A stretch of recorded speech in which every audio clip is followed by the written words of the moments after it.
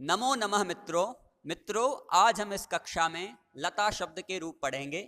लता शब्द आकारांत स्त्रीलिंग का शब्द है और लता शब्द के समान जितने भी आकारांत स्त्रीलिंग के शब्द हैं उन सभी के रूप भी लता के समान ही चलेंगे। जैसे बालिका, रमा, लता, महिला, माला, छात्रा, कोकिला, राधा, विद्या इत्यादि सभी के रूप लता के समान ही चलेंगे। आइए हम लता शब्द के रूप पढ़ना प्रारंभ करते हैं। देखिए, सबसे पहले प्रथमा विभक्ति। प्रथमा विभक्ति में कर्ता कारक आता है जिसका चिन्ह है ने। इसमें रूप चलेंगे लता, लते, लताह। लता यानी लताने, लते यानी दो लताओं ने, और लताह यानी अनेक लताओं ने। द्वितीय विभक्ति में आता है कर्मकारक जिसका चिन्ह है को। इसमें रूप चलेंगे लताम, लते, लताह। लताम यानी लता को, लते यानी दो लताओं को, और लताह यानी अनेक लताओं को। तृतीया विभक्ति में आता है करण कारक जिसका चिन्ह है से। इसमें रूप चलेंगे लतया, लताभ्याम, लताभिः। लतया यानी लता से, लताभ्याम यानी दो लताओं से, और लताभिः यानी अनेक लताओं से। चतुर्थी विभक्ति में आता है संप्रदान कारक जिसका चिन्ह है के लिए। इसमें रूप चलेंगे लतायै, लताभ्याम, लताभ्यः।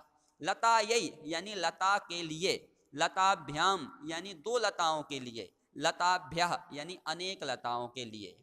पंचमी विभक्ति जिसमें आता है अपादान कारक और उसका चिन्ह है से, जो अलग होने के अर्थ में प्रयोग होता है। इसमें रूप चलेंगे लतायाः, लताभ्याम, लताभ्यः। लतायाः मतलब लता से, लताभ्याम यानी दो लताओं से, लताभ्यः यानी अनेक लताओं से।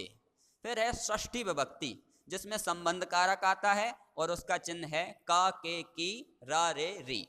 इसमें रूप चलेंगे लतायाः, लतयोः, लतानाम। लतायाः यानी लता का, लतयोः यानी दो लताओं का, लतानाम यानी अनेक लताओं का।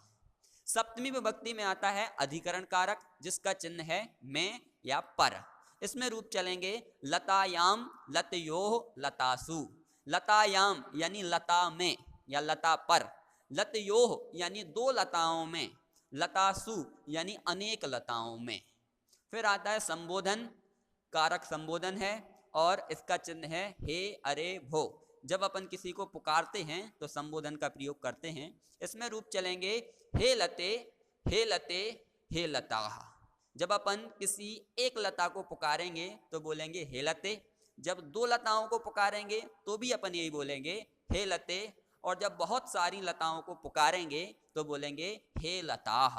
इस प्रकार से लता शब्द के रूप चलेंगे।